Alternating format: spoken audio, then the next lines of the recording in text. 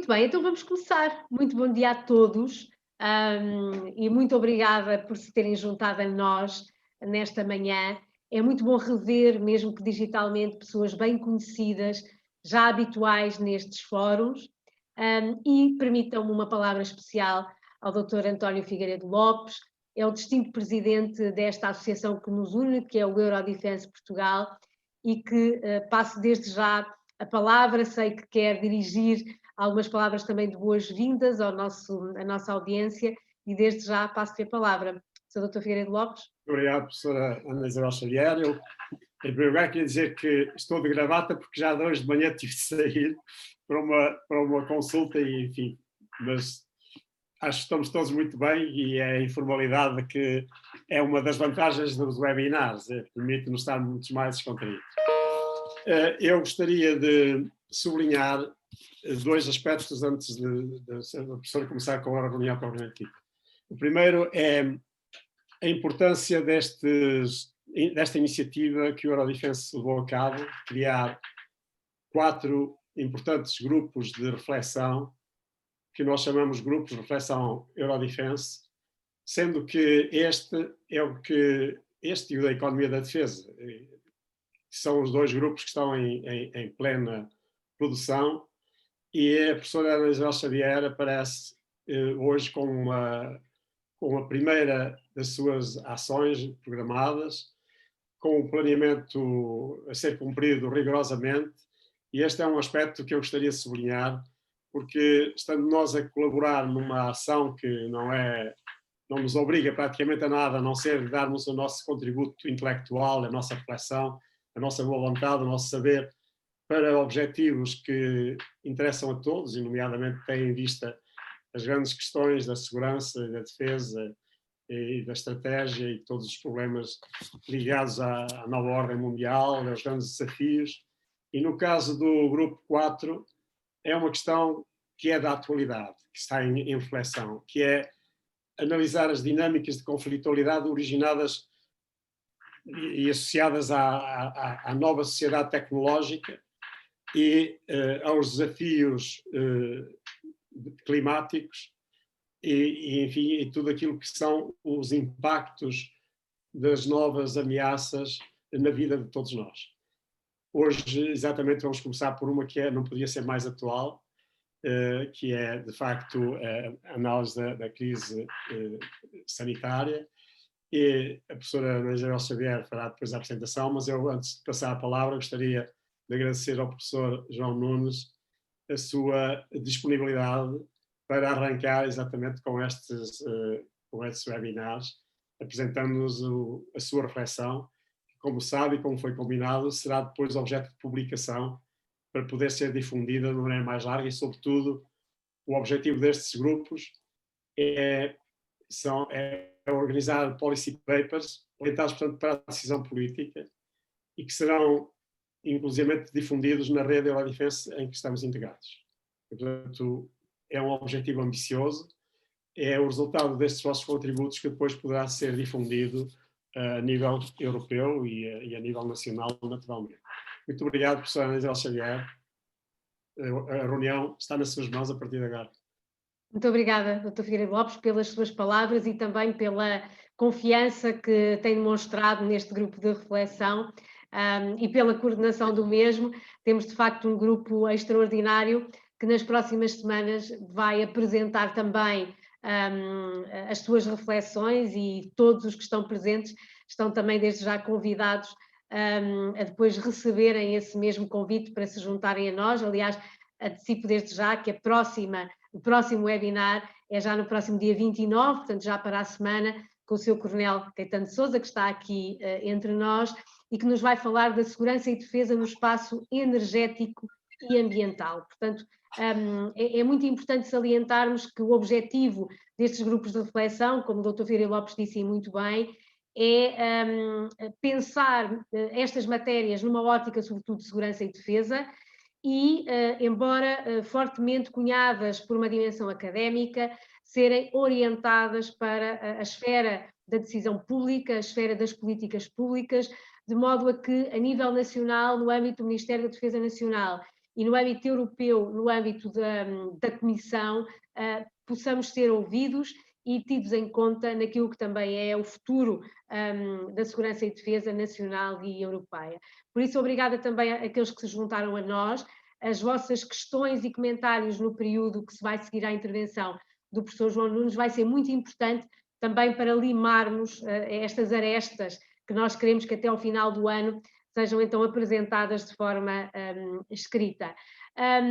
Queria também referir um bocadinho de forma muito rápida o objetivo do grupo de reflexão que tenho a honra de coordenar, intitula-se Dinâmicas da Conflitualidade associada à sociedade tecnológica global e às alterações climáticas, e o objetivo deste grupo é, no fundo, a análise e a reflexão sobre a evolução da conflitualidade face à complexificação das relações societais, associada ao processo da globalização e, em particular, ao acelerado desenvolvimento tecnológico que marca a já chamada quarta revolução industrial.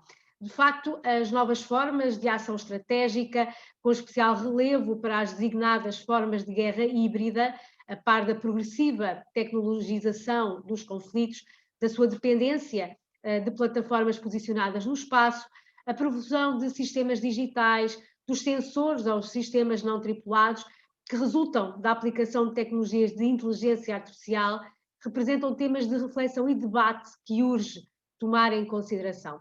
E em plena era da desinformação, exigem-se também análises e reflexões desapaixonadas, libertas de emoções, a que os tratamentos mediáticos superficiais tendem muitas vezes a confiná-las. E é exatamente uma análise e reflexão séria, seguramente académica, mas orientada para a persecução de políticas públicas a nível nacional e europeu, como já referi há pouco, que pretendemos com esta série de 4 webinars, que iniciam hoje com o professor Dr. João Nunes, seguindo-se nas próximas semanas o Coronel Caetano de Sousa, o professor Dr. Bruno Oliveira Martins e o Dr. Pedro Duarte. Mas hoje iniciamos com o professor Dr. João Nunes, que permitam-me apresentar brevemente. O João Nunes é doutorado e mestre por Aberystwyth e é licenciado em Ciência Política e Relações Internacionais pela Universidade Nova de Lisboa. Atualmente é Senior Lecturer em Relações Internacionais no Departamento de Política na Universidade de York, no Reino Unido, onde, aliás, nos dirige esta comunicação. Foi bolseiro de pós-doutoramento na Universidade de Warwick, investigador visitante no Gothenburg Center for Globalization and Development e professor visitante na Universidade de São Paulo. Tem dedicado a sua investigação ao tema que nos traz hoje à locução: a segurança sanitária, as emergências em saúde e o desafio da sustentabilidade. E eu atrevo-me a dizer que a atualidade deste tema e a sua pertinência na ótica das relações internacionais em geral e nas políticas de segurança e defesa em particular é efetivamente muito considerável. E como o nosso convidado nos apresentou como resumo da alocução que vamos ouvir, a ideia de segurança sanitária tornou-se importante nos últimos anos em debates políticos e na própria produção académica sobre a governança em matéria de saúde.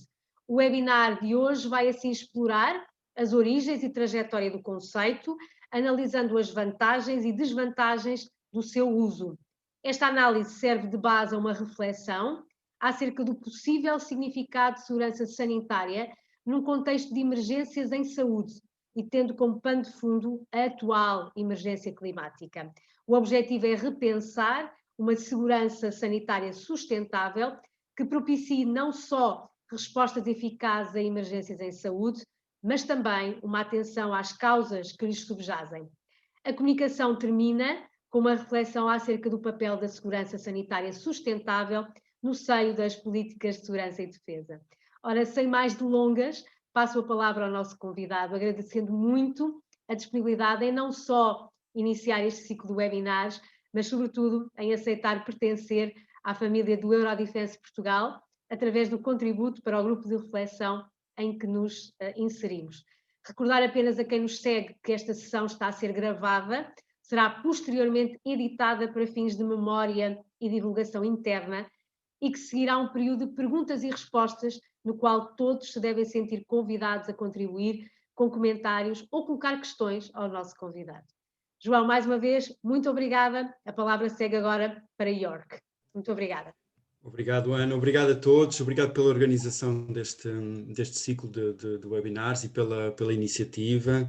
É um prazer juntar-me ao grupo, juntar-me à família, como disseste. E saúde também todos os presentes. Obrigado por estarem aqui a partilhar este momento de reflexão comigo e aguardo as vossas questões, as vossas reações e perguntas.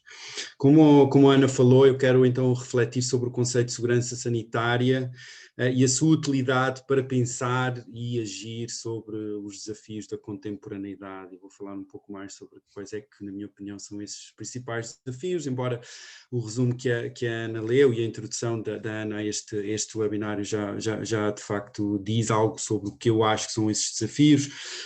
Como a Ana falou, eu quero começar então por fazer essa trajetória, essa evolução do conceito de segurança sanitária e depois quero refletir um pouco sobre as suas vantagens e desvantagens. Qual é a utilidade até agora que nós temos retirado, na minha opinião, sobre esse conceito de segurança sanitária, no âmbito das políticas de saúde e no respeito à inserção da saúde e dos riscos para a saúde nas estratégias de segurança e defesa.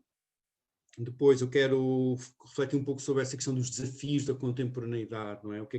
Qual é a situação no qual o diagnóstico que eu faço, que não é muito diferente daquilo que muitos outros observadores e analistas fazem, relativamente à situação política, económica, social, à escala planetária, e a forma como o conceito de segurança se insere ou não, ou consegue responder ou não a essa situação desses desafios.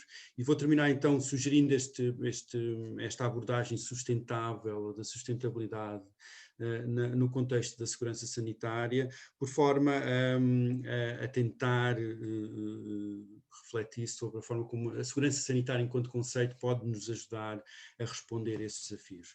Então, começando então por essa análise da trajetória da segurança sanitária ou segurança em saúde, não é? Como também é traduzido, o termo em inglês, como vocês sabem, é o Health Security, e a ligação entre a segurança e saúde, na verdade não é novo, não é? Já em 1946, na Constituição da OMS, essa Constituição da OMS dizia que a saúde de todos os povos é fundamental para atingir paz e segurança. E, ao mesmo tempo, essa mesma Constituição da OMS dizia que as desigualdades no controle às doenças, as desigualdades na promoção da saúde constituem, estou a citar aqui, um perigo comum para os signatários dessa Constituição. Por isso, já no final da Segunda Guerra Mundial, não é? Quando começam a surgir toda esta arquitetura das instituições internacionais que ainda hoje nos rege, existia uma ideia emergente da ligação entre segurança e saúde. E esta preocupação com os possíveis efeitos da saúde e da doença na ordem internacional, na paz social e na própria estabilidade de Estados e a própria estabilidade internacional, perpassa a atenção de várias agências da ONU, não só a OMS, incluindo até o Conselho de Segurança das Nações Unidas, não é? Apesar de que é interessante refletir que só em 2000 o Conselho de Segurança se pronuncia de forma explícita e detalhada relativamente a um assunto de saúde. Foi com a Resolução 1308, que versava sobre o impacto do HIV-Sida nas forças de manutenção de paz.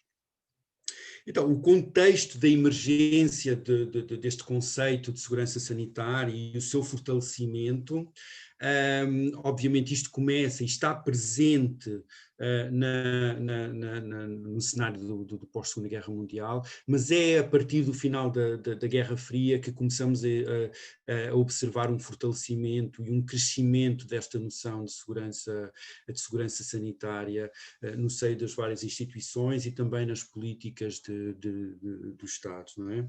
E é com o fim da Guerra Fria, uma preocupação com a identificação de novas formas de conflitualidade, novas fontes fontes de tensão internacional, e é aí que começa a surgir uma preocupação, ou de uma forma mais aprofundada, mais detalhada, começa a ganhar um novo protagonismo, esta ideia de que a questão da transmissão de doenças ou da propagação internacional de doenças e questões de saúde em geral poderão ser eventualmente uma das razões de conflitualidade e de tensão internacional. E isto num cenário, não é, em que a confrontação ideológica entre as superpotências já não era já não era a principal fonte de preocupação, ou deixara de ser dominante enquanto fonte de preocupação. Portanto, neste contexto, surgem várias preocupações que dizem respeito de forma direta ou indireta à saúde, ou ressalto algumas, a preocupação com a emergência de novas doenças, a reemergência de doenças existentes e que tinham sido, de certa forma, controladas e que que arriscamos, ou que a humanidade poderia eventualmente confrontar-se com a reemergência dessas novas doenças. Surge também uma preocupação cada vez mais presente, não só na reflexão académica, mas também nos debates políticos e na reflexão em estratégia e segurança e defesa, com a possível transformação de agentes biológicos em armas, não é? E com a questão do bioterrorismo, isto é, a altura, em 1995, em que surge, em que ocorre o ataque de gás sarin no metro de Tóquio, que de facto veio colocar, ou dar grande protagonismo à realidade do bioterrorismo e à realidade da possível transformação de agentes biológicos e agentes químicos em armas, não só para fins do terrorismo, mas também com fins de destruição maciça, não é? Portanto, surge um conjunto de preocupações e problemáticas. E é também nesta altura que se começa a dar uma grande ênfase à dimensão securitária da crise do HIV-Sida. Principalmente no continente africano, surge a partir dos anos 80, final dos anos 80, início dos anos 90, existe já uma grande produção académica sobre a crise do HIV-Sida, sobre o prisma da segurança. E isto focando em especial no continente africano, mas não só, mas o continente africano era um foco de ansiedade, relativamente a vários autores que interessados nestas matérias, e a grande preocupação é que a alta incidência do HIV-Sida em jovens do sexo masculino originava ou poderia originar tensões relativas à disponibilidade das Forças Armadas, à estabilidade de regimes políticos e à própria estabilidade regional e internacional. Ou seja, a grande preocupação, uma das principais preocupações é exatamente isso. De que forma é que a alta incidência de HIV-Sida em determinadas regiões do continente africano poderia levar a situações de instabilidade de regimes e instabilidade regional. Ou seja, a principal preocupação continuava a ser a segurança entendida de uma forma restrita, não é? A ideia de que, ou seja, focada no Estado, focada na estabilidade dos regimes, focada em ameaças ou em possíveis ameaças de âmbito militar, não é? O foco aqui era muito a preparação e a disponibilidade das Forças Armadas, não é? Portanto, o foco ainda era muito voltado para a segurança e defesa do Estado, face a possíveis ameaças de âmbito militar. A dimensão internacional estava presente, não só na componente da estabilidade regional, como eu acabei de dizer, mas também na problemática das forças internacionais, como seja, por exemplo, a questão das forças de manutenção de paz. E é neste contexto que surge essa resolução do Conselho de Segurança das Nações Unidas, que olha para o HIV-Sida como na sua relação com as forças de manutenção de paz, ou seja, as forças de manutenção de paz poderiam estar suscetíveis ou vulneráveis à doença em regiões de alta incidência, mas as forças de manutenção de paz, isto também já era uma preocupação, poderiam eventualmente funcionar como vetores de doença, vetores de transmissão da doença em determinados contextos. Então este é o contexto.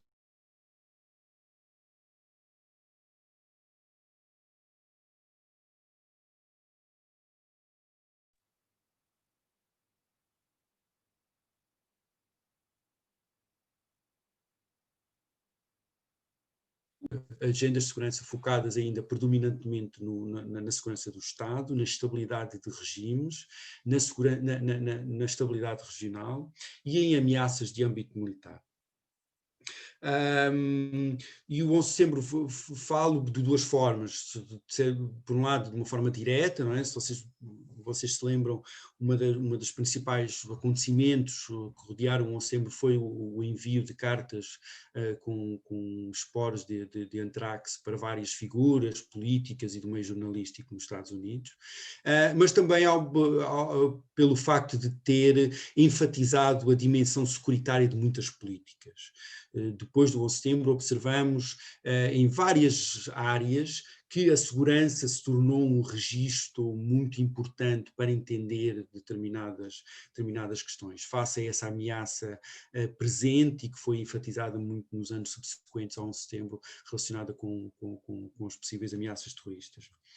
Então, o que nós observamos é, nas últimas décadas, o que a segurança sanitária está presente, ou começa a estar presente, de forma mais ou menos central, não é? Nas estratégias de segurança e defesa de vários países, como seja os Estados Unidos, o Reino Unido, a Austrália, vários países, mas também na própria arquitetura institucional da União Europeia, que existem os seus gabinetes, os comitês focados nesta questão da segurança sanitária. Mas aí o foco, uma vez mais, é, como eu disse, a manutenção de uma visão ainda muito voltada para a questão das ameaças militares ao Estado. E esta foi necessariamente breve uma trajetória histórica, não é, da evolução deste conceito. Agora eu queria passar à segunda parte da minha apresentação e falar um pouco qual a utilidade deste conceito e qual o valor acrescentado que este conceito de segurança sanitária nos traz ou nos trouxe até agora. Minha opinião é que essa utilidade tem sido bastante limitada. De facto é possível dizer que a emergência e o fortalecimento do conceito de segurança sanitária contribuiu para chamar a atenção para determinados assuntos, contribuiu para elevar a priorização que é dada a determinados assuntos, ajudando também eventualmente na captação de recursos. A segurança sanitária ou a presença de todas estas preocupações relativas à segurança estará porventura relacionada com o aumento da visibilidade de doenças como o HIV-Sida e também terá contribuído para a sua desestigmatização, ou seja, à medida que essa doença se tornou uma questão mais central das políticas de segurança e defesa, deixou de ser uma doença tão estigmatizante e que seria ou que apenas diria respeito a determinados setores e determinados grupos da população. Mas tudo, na minha opinião, foi feito numa lógica ainda muito circunscrita, tradicional, segundo a qual a saúde só é considerada um assunto de segurança se impactar nos Estados, na segurança dos Estados, e se contribuir para a conflitualidade e tensão entre os Estados.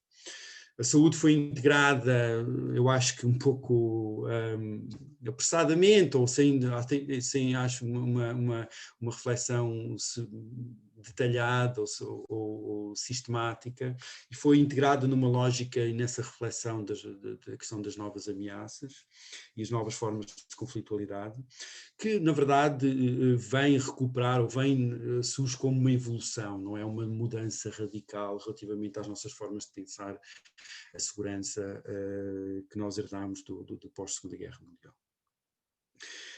Portanto, a minha opinião é que o conceito de segurança sanitária tem um grande potencial, até agora esse potencial não foi realizado. Acho que, eventualmente, uma das coisas que poderá surgir no seio desta discussão e desta reflexão é exatamente pensar formas no qual podemos ajudar a desbloquear o potencial do conceito de segurança sanitária.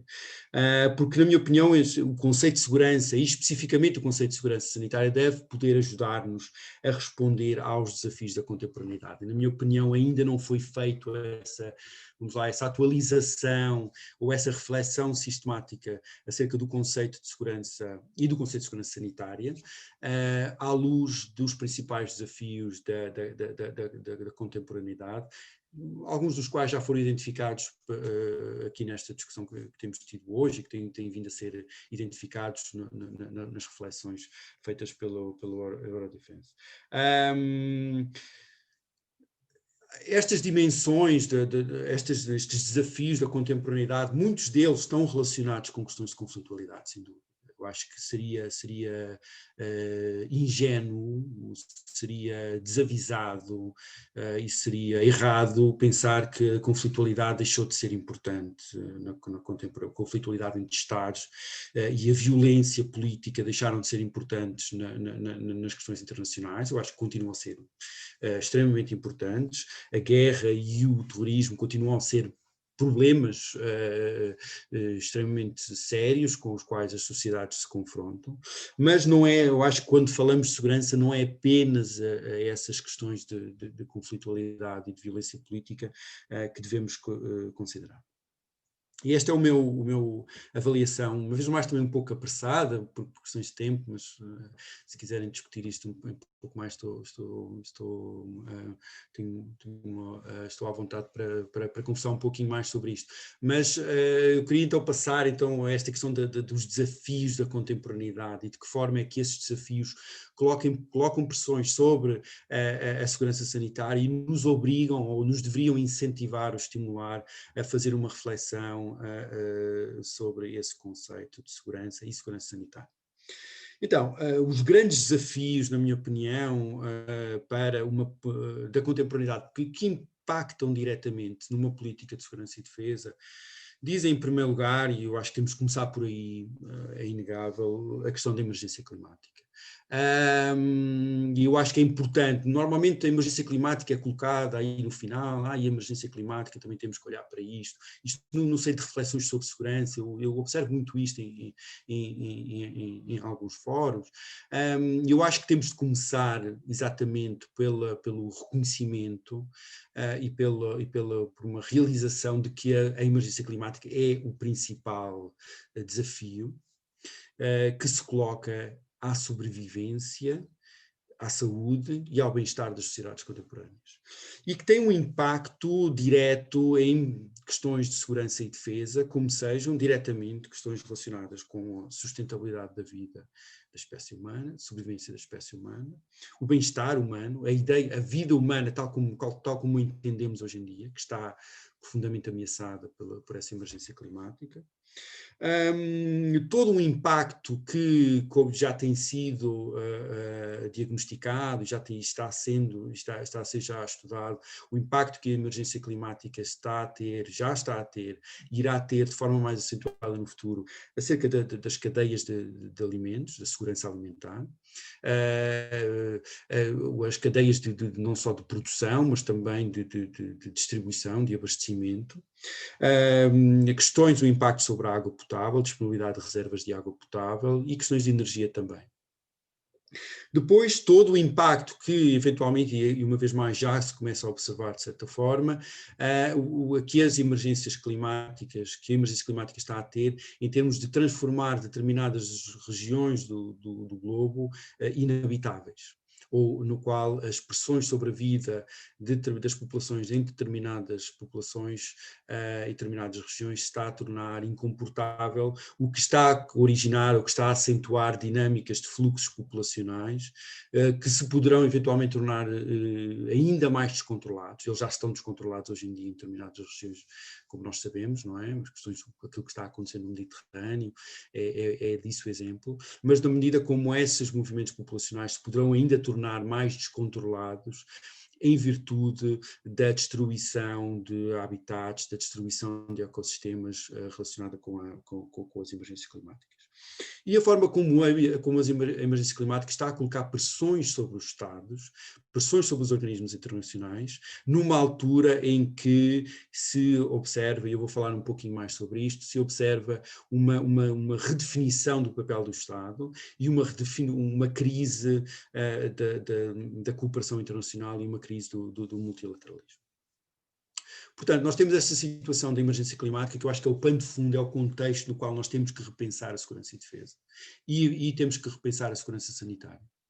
Depois temos um problema aqui, já foi falado aqui pela Ana, a questão da globalização, não é? A questão que eu falaria, não, a questão a globalização tem estado connosco há séculos, não é? Segundo alguns observadores, a globalização começa não é? com a expansão europeia, eventualmente até antes. Mas a aceleração da globalização que nós temos observado nas últimas décadas, e em especial a forma como essa aceleração da globalização tem levado a uma aceleração daquilo que são os dilemas ou as ambiguidades da interconexão global.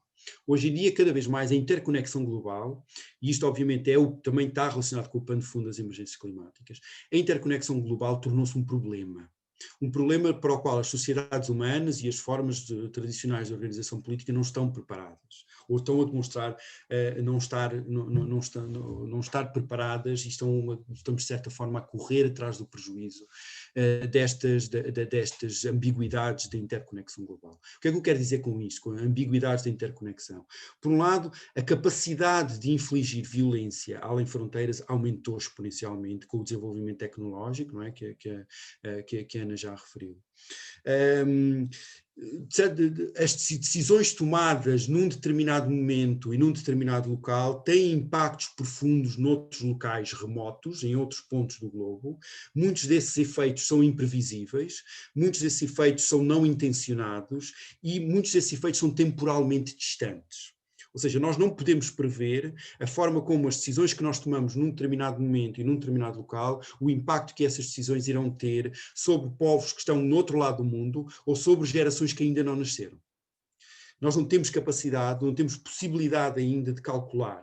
Apesar do crescimento, toda essa perspectiva do risco, a literatura do risco, que fala muito sobre esta questão, não é? Sobre os efeitos dessa modernidade acelerada. Mas eu acho que tem-se observado um crescimento acelerado destes dilemas. A forma como as nossas decisões, mesmo as nossas decisões do dia-a-dia, decisões políticas do dia-a-dia, têm um impacto profundo noutros povos, que estão bem remotos, que não têm capacidade de prever essas decisões e não têm capacidade de prever os efeitos dessas decisões.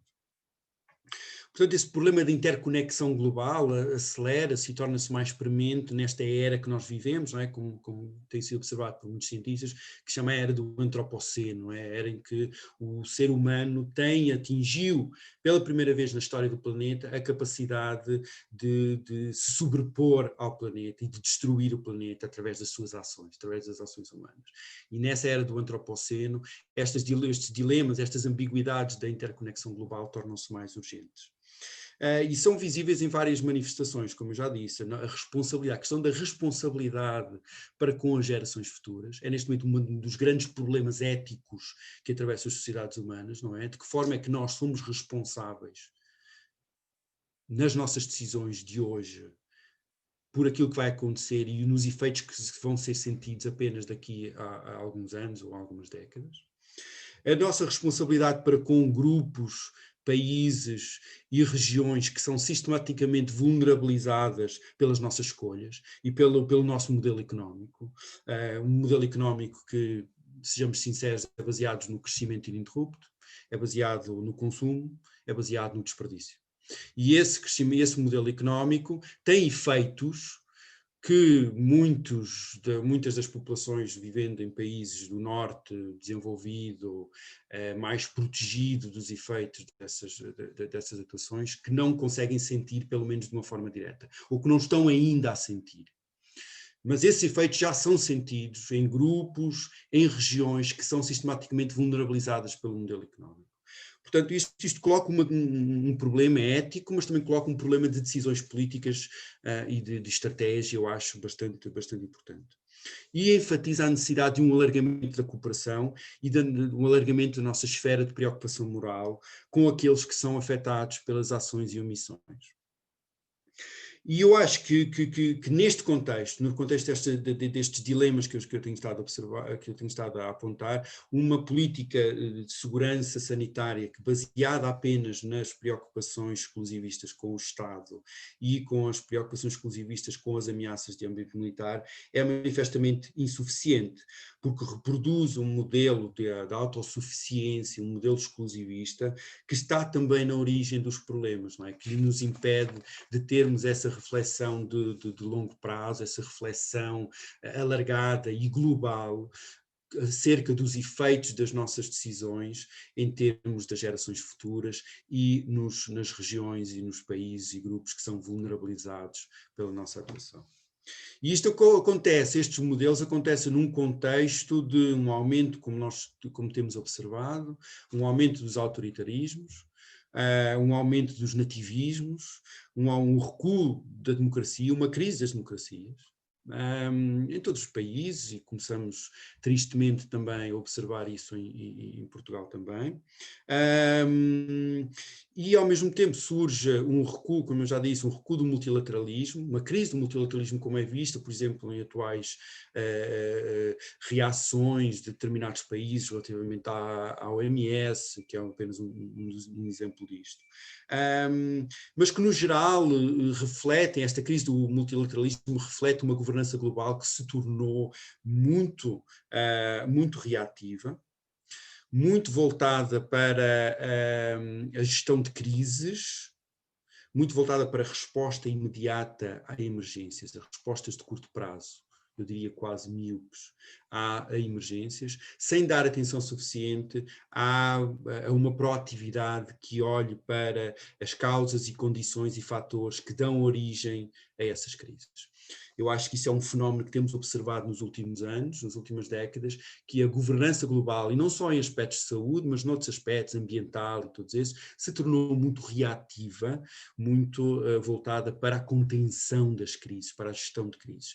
E ninguém diz, eu obviamente não digo que a gestão de crise não seja importante, obviamente que é importante responder a emergências, obviamente que é importante fazer uma contenção de uma pandemia ou fazer uma gestão de uma crise, mas isso não quer dizer que isso ocorra em detrimento de uma reflexão mais proativa e mais estrutural, mais de longo prazo, acerca das condições que dão origem a estas crises, como seja uma pandemia.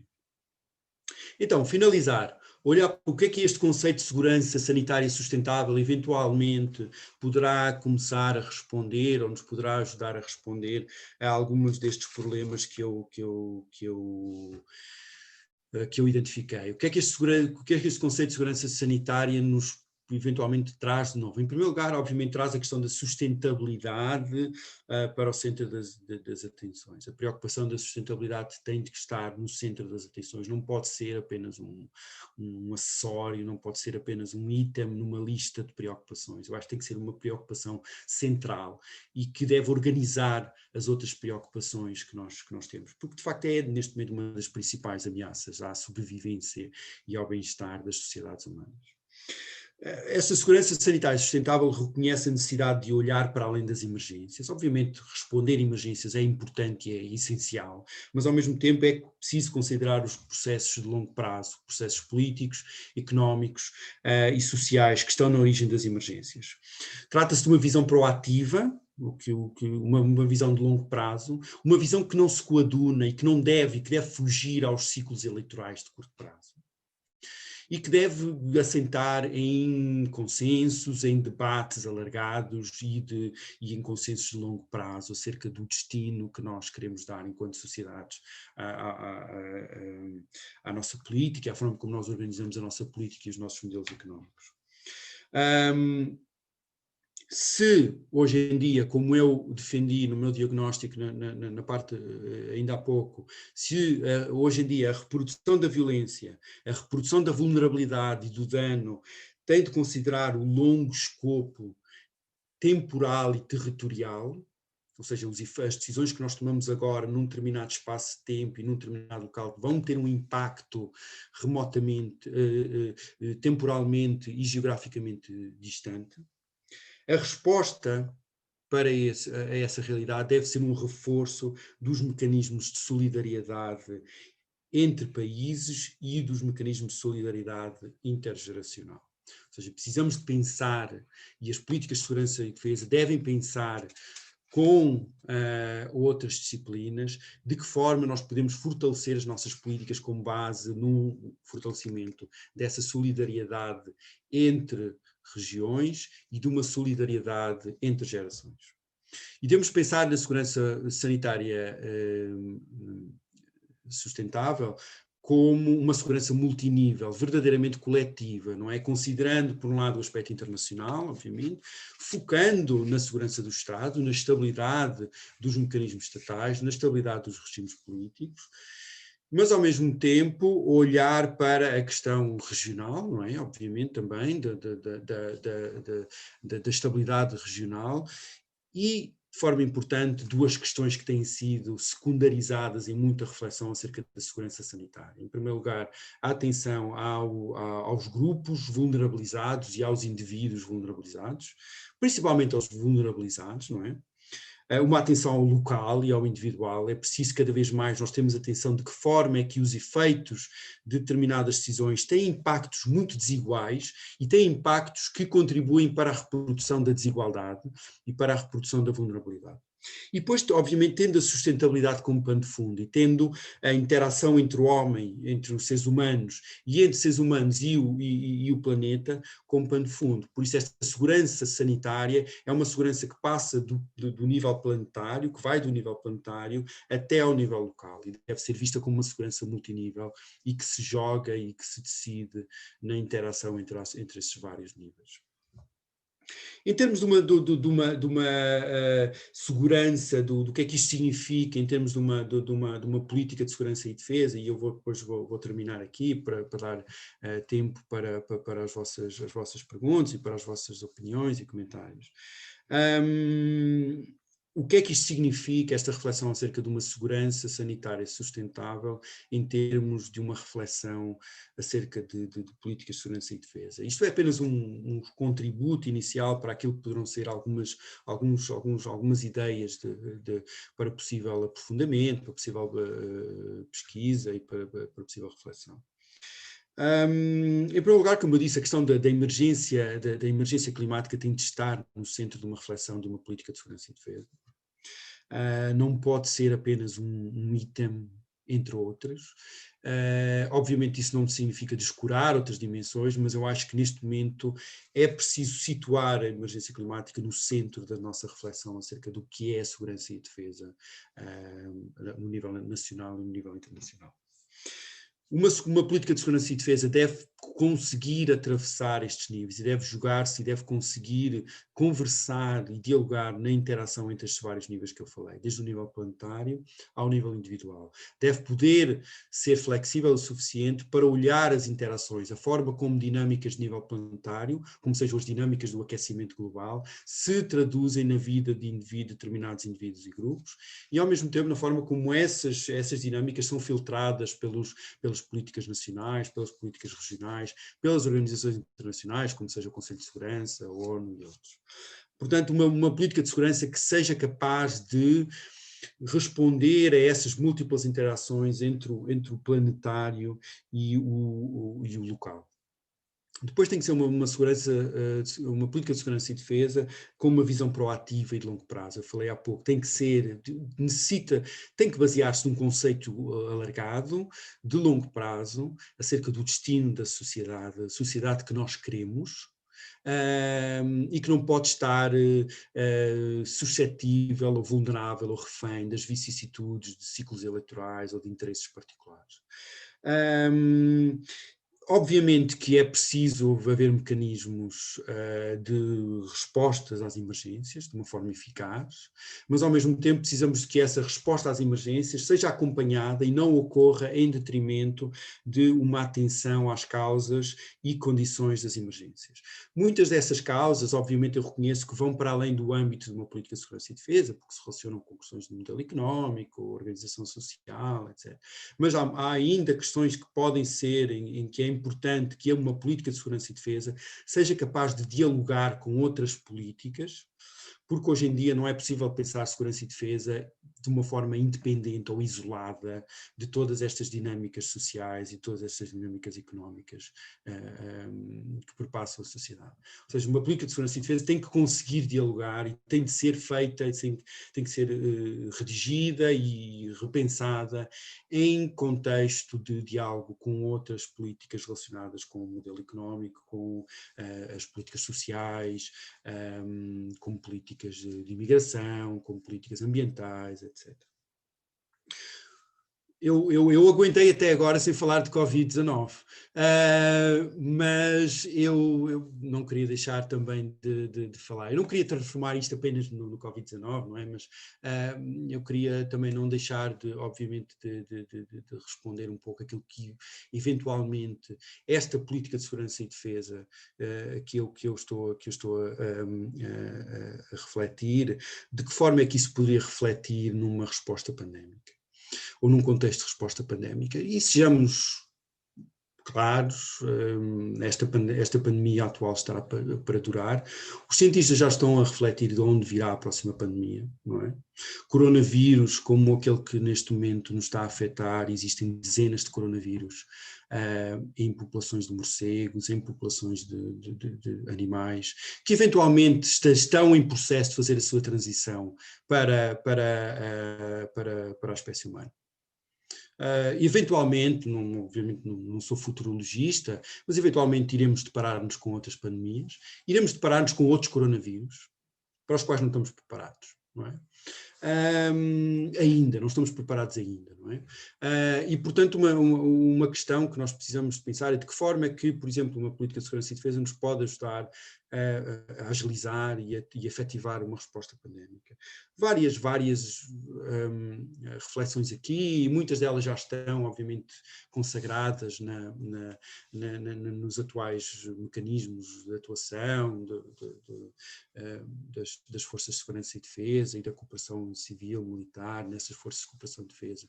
Mas pensar, por exemplo, que há várias dimensões aqui que precisamos ter em conta, obviamente questões de proteção de infraestruturas críticas, é essencial, proteção do pessoal essencial, não é? Proteção de trabalhadores essenciais na resposta pandémica, é essencial, e é o papel das forças de segurança e defesa é primordial, não é? Nessa proteção da infraestrutura crítica e do pessoal essencial. A manutenção de uma capacidade flexível de apoio aos mecanismos civis de resposta, como sejam, por exemplo, a questão da disponibilização de hospitais de campanha, hospitais de retaguarda, ou mesmo hospitais que estejam na linha de serviço de saúde que estejam na linha da frente. E aí as forças de segurança e defesa têm eventualmente um papel muito importante na sua capacidade de desenvolverem ou na possibilidade de desenvolver essa capacidade operacional de resposta, não só de retaguarda, mas mesmo na linha da frente. Até agora, em Portugal, felizmente, temos estado ainda mais na questão da retaguarda. O hospital de campanha ainda é um hospital de retaguarda, mas poderemos eventualmente estar em situações em que esses hospitais estão em linha da frente. E aí o papel das forças de segurança e defesa é muito importante. Numa situação de distribuição de vacinas, de distribuição de medicamentos essenciais, a proteção das cadeias de refrigeração vai também ser muito importante. Num país como Portugal, que não é um país territorialmente muito extenso, essa importância é relativa, mas mesmo assim, a forma como determinadas vacinas, por exemplo, determinados medicamentos irão depender da manutenção de uma cadeia de refrigeração, não é? Isto é uma questão essencial na distribuição, por exemplo, de vacinas, não é? Assegurar que a vacina não se estraga desde o ponto A ao ponto de distribuição, ao ponto B de distribuição. Isso vai ser essencial, ou seja, de que forma, e aí as forças de segurança e defesa podem ter um papel muito importante na proteção, no fortalecimento das cadeias de refrigeração, que obviamente faz parte da infraestrutura crítica, mas que é bem mais flexível do que isso, ou tem que ser mais flexível, porque aí também passa por terem atenção e assegurar que as vacinas, os medicamentos chegam a quem necessita deles em tempo útil, não é? A questão da distribuição de medicamentos está também relacionada com a questão das reservas estratégicas, não é? Que eu sei que existem reservas estratégicas, mas que tem que haver um revisitar do significado dessas reservas estratégicas, de medicamentos e vacinas essenciais, numa situação em que, por exemplo, o aquecimento global e as alterações climáticas estão a levar à reemergência de doenças. Não só à emergência de novas doenças, mas à reemergência de doenças que julgávamos controladas. Não é? Ao mesmo tempo, note-se que vivemos numa altura em que existe um aumento em determinados setores da população de hesitação às vacinas ou mesmo de recusa das vacinas, o que está ligado a muita desinformação, a um libertarianismo tóxico que faz com que cada vez mais existam doenças que julgávamos controladas há décadas, estão a fazer a sua reemergência por conta da hesitação das vacinas e da recusa de vacinas. E aí o papel das reservas estratégicas pode assegurar, pode assumir uma nova dimensão. E pronto, depois obviamente questões de proteção civil que são já de certa forma da responsabilidade das Forças de Segurança e Defesa, mas que poderão ser reconfiguradas ou poderão ter que ser reconfiguradas, as tarefas de proteção civil, num contexto de emergência em que os serviços, por exemplo, o serviço de saúde ou serviços estão sobrecarregados.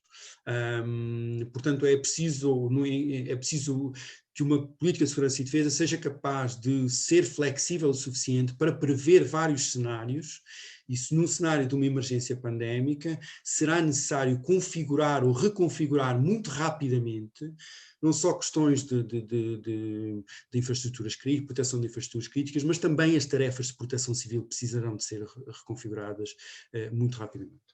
E finalmente, em termos, falando um pouco naquela questão de um pensar proativo, de um pensar de longo prazo, eu acho que é importante, e aqui as Forças de Segurança e Defesa e uma política de segurança e defesa já está fazendo algumas destas coisas, mas poderá continuar e poderá acentuar e aumentar a sua atuação nestas áreas, como sejam áreas de pesquisa e desenvolvimento. Isto já é feito nas áreas de segurança e defesa, obviamente, mas acho que é claramente uma área que eventualmente necessitará de ser fortalecida, até porque hoje em dia muitas das coisas que muitos dos problemas com os quais nós nos lidamos relativamente à resposta pandémica é um déficit de conhecimento. E esse foi uma das razões porque a Covid-19 teve uma letalidade tão grande nos primeiros meses. É exatamente o déficit de conhecimento. Nós andamos a correr atrás porque não sabemos o suficiente sobre estes novos agentes, sobre estas novas doenças, sobre estes novos agentes virais. E acho que há um papel importante de uma política de segurança e defesa em suportar e em ajudar e em colaborar para uma pesquisa e desenvolvimento nestas áreas. E acho que também é preciso, e aqui obviamente falando um pouco daquilo que eu já disse, não é, que uma política de segurança e defesa em diálogo com outras políticas, políticas relacionadas com a saúde, propriamente dita, relacionadas com o ambiente, com as políticas sociais, etc. Eu acho que precisa de haver uma reflexão acerca da colaboração civil-militar. Porque eu acho que é cada vez mais importante neste contexto em que será necessário uma maior flexibilidade, uma maior agilidade das políticas de segurança e defesa, e parte dessa flexibilidade e agilidade passa exatamente por nós fortalecermos e reforçarmos a articulação e pensarmos diferentes cenários de possíveis articulações entre os mecanismos civis e os mecanismos militares na resposta às pandemias. Eu acho que vou ficar por aqui, Ana, por isso passo aí ao grupo para as suas reações e comentários. Muito obrigado pela atenção. João, muito obrigada a nós, mas também muito obrigada por, mesmo que tivesse sido nos 10 minutos finais, termos conseguido olhar para o Covid-19. Era de facto, como disseste, era incontornável. E já não é de todo o elefante no meio da sala, portanto, obviamente, que tínhamos que falar sobre isso. Eu vou já passar a palavra à nossa audiência, porque eu acho que é muito importante refletirmos em conjunto sobre a excelência do contributo do João, mas queria reforçar aqui uma das ideias quase finais que me parece ser tão importante para pensarmos em conjunto também no âmbito deste grupo de reflexão, porque faltam poucos meses para iniciarmos a revisão do Conceito Estratégico de Defesa Nacional e claramente que este Conceito Estratégico de Defesa Nacional de 2021-2022 terá um pano de fundo, um contexto diametralmente oposto do de 2013 e claramente do de 2003, e em que a questão das pandemias terá obrigatoriamente que fazer parte da identificação das ameaças, mas sobretudo da identificação de respostas. E por isso este comentário final que o João fez, dizendo claramente que uma política de segurança e defesa tem que ser flexível o suficiente para prever cenários e reconfigurar rapidamente questões tão essenciais como a proteção das infraestruturas críticas e de pessoal, as tarefas de proteção civil, as reservas estratégicas, a investigação e o desenvolvimento, o próprio papel das forças de segurança e os ramos das Forças Armadas, mas sempre em diálogo numa efetiva articulação civil e militar, parece absolutamente essencial. E de facto já vemos aqui, de forma muito explícita, uma série de recomendações, uma série de orientações que vão ser muito úteis, não só para a nossa esfera interna, mas também para a esfera europeia, que são de facto as duas esferas em que estes grupos de reflexão se vão orientar para potenciar também o papel e a importância do Eurodefense Portugal. Dito isto, convido então a audiência para aproveitar este extraordinário contributo, que estejam à vontade então para fazer questões ou comentários. Temos ainda algum tempo e nesse sentido convido-vos a juntarem-se a nós. O Sr. Almirante, enfim, peço desculpa, sim, André Magrinho, é melhor chamar-vos pelo nome que estamos a ver. Pensava que o Sr. Almirante Mário Durão também tinha colocado a palavra, mas vamos então já ao primeiro contributo, depois já temos o Sr. Coronel Caetano de Sousa e o Dr. Figueiredo Lopes, depois Marco Pinto. Bem, vamos começar então pela primeira intervenção. Bom, antes de mais, felicitá-lo pelo professor João Nunes pela sua brilhante intervenção, e dessa intervenção, tendo em conta um aspecto que ali aflorou muito ao de leve, gostaria de suscitar um comentário.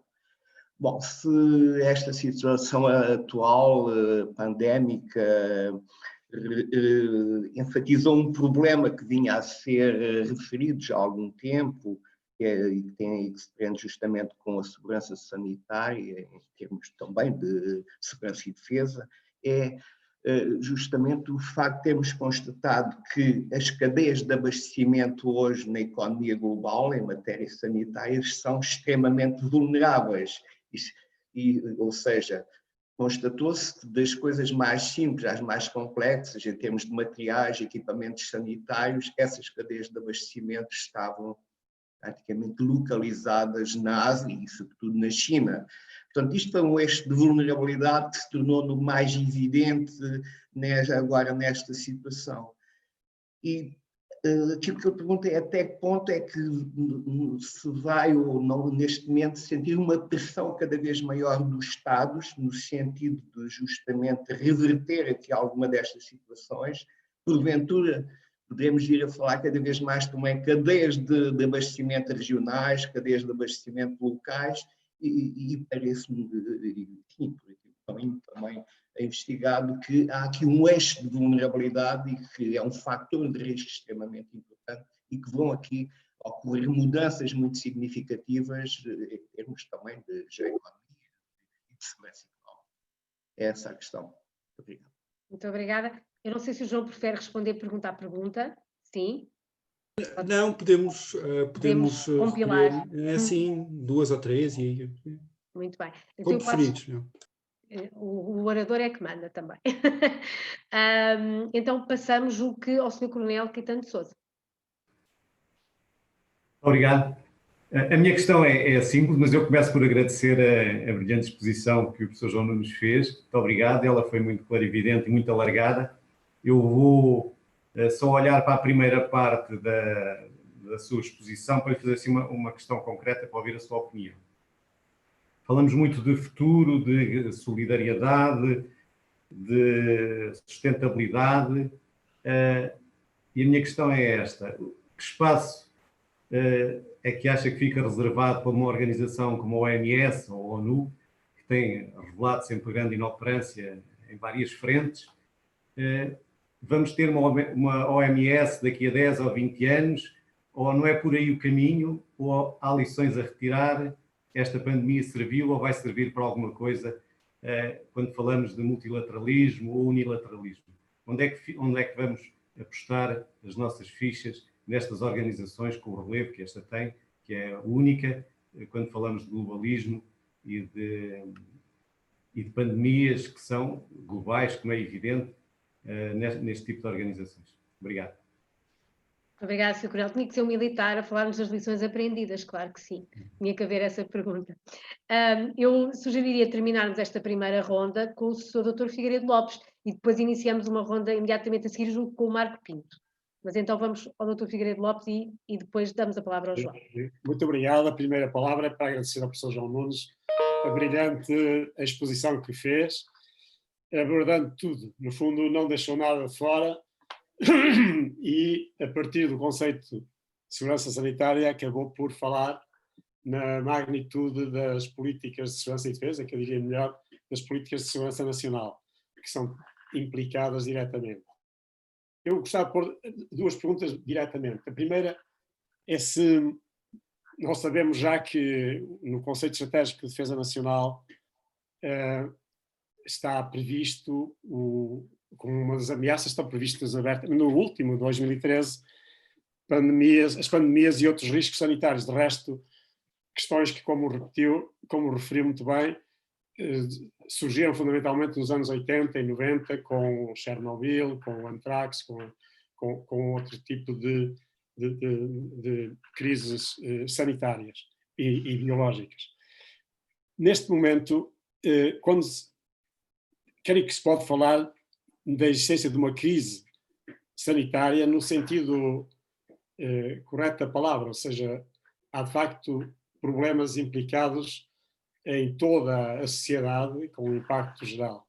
E a minha pergunta era saber em que medida, quando falou há pouco das ambiguidades, das interconexões, em que medida o papel dos mídia não tem tido uma importância enorme na geração dessas ambiguidades e até no agravar das crises. É a primeira pergunta.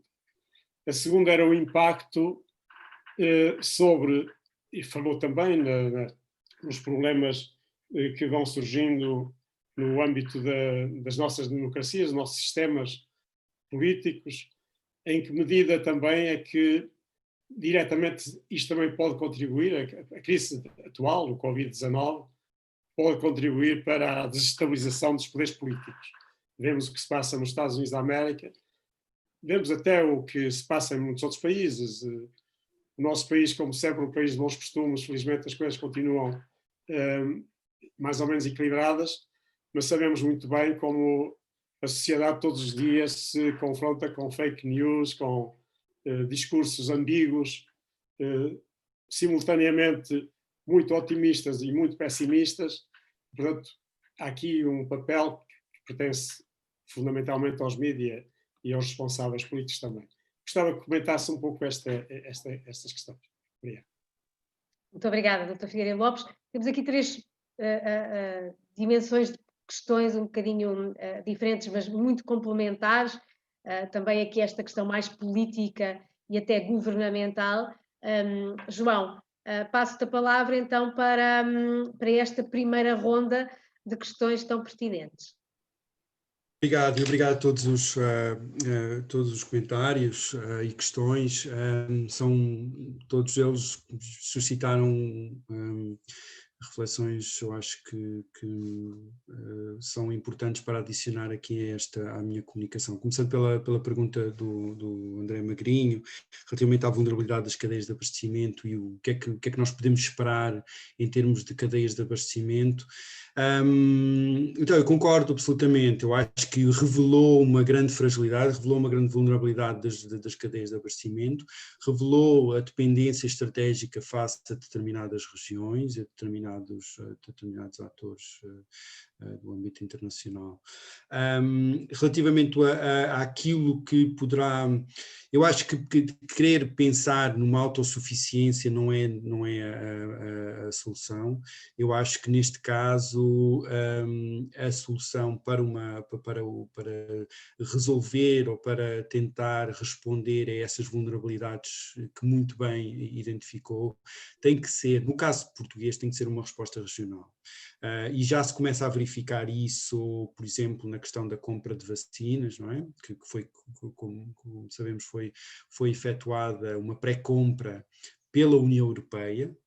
Obviamente Portugal irá receber um quinhão de vacinas que é acordado entre os parceiros europeus, mas o facto dessa pré-compra ter sido feita pela União Europeia aumentou o poder negocial, obviamente, aumenta a capacidade de Portugal de negociar preços mais vantajosos e aumentará eventualmente, ainda não sei o suficiente sobre essa questão, a questão da distribuição, que vai ser absolutamente essencial também, porque uma coisa é nós termos uma vacina, outra coisa é fazer a vacina chegar e de facto distribuir a vacina às pessoas que necessitam dela. Eu acho que a resposta foi da União Europeia a esses problemas que apontou, não é, em termos da escassez de materiais. Estou-me a lembrar, por exemplo, a questão inicialmente, problemas de escassez de máscaras, escassez de álcool, do álcool gel, escassez de tudo isso. Ou seja, inicialmente a União Europeia poderia ter feito mais, não fez o suficiente. Enquanto bloco regional que é assente no princípio da solidariedade, acho que não foi feito o suficiente e acabou por se cair por defeito numa competição entre países, com alguns episódios tristes, não é? Andar a licitar máscaras e a tirar as máscaras que iam para o outro. Obviamente depois os Estados Unidos também surgiu como agente estabilizador aqui no meio disto tudo, porque os Estados Unidos também estavam com uma situação de grande escassez e obviamente são um mercado muito forte, o que fez com que destabilizasse muito a questão da compra de ventiladores e tudo isso. Ou seja, para dizer que inicialmente a União Europeia foi lenta a reagir e foi lenta a desenvolver esses mecanismos de colaboração nessas redes de abastecimento de materiais essenciais e de equipamentos essenciais. Eu acho que a questão das vacinas já nos dá razões para haver algum otimismo. Vamos ver como será, porque eu acho que ainda terão que haver novas pré-compras de vacinas, mas eu acho que já existe alguns sinais de que a União Europeia está a começar a reagir de uma forma mais solidária, de uma forma mais sustentável a essa questão. Eu acho que a resposta tem que ser regional, mas depois, obviamente, com uma articulação e uma flexibilização a nível da distribuição local. E aí é que se vai jogar a rapidez com que nós saímos disto, vai ser exatamente nisto. A partir do momento em que nós temos uma vacina, como é que se faz essa articulação entre o regional, entre o nível regional e a sua distribuição local? Vai ser importante. Portanto, as novas redes de abastecimento têm que ser baseadas nessa colaboração internacional a nível regional e muito focadas na flexibilidade local, e aí as forças de segurança e defesa podem ter um papel importante. Respondendo ao Coronel Caetano de Sousa sobre o futuro da OMS, muita reflexão sobre a OMS, não é? A OMS está debaixo de fogo, mas já tem estado debaixo de fogo. Aliás, a OMS é um bote expiatório para todas as crises sanitárias internacionais que têm acontecido nos últimos anos. Ora, é atacada porque reage muito rápido e provoca alarmismo, ou é atacada porque reage muito lentamente e não leva a sério as questões, ou é atacada simplesmente porque sim, não é? Como é o caso recentemente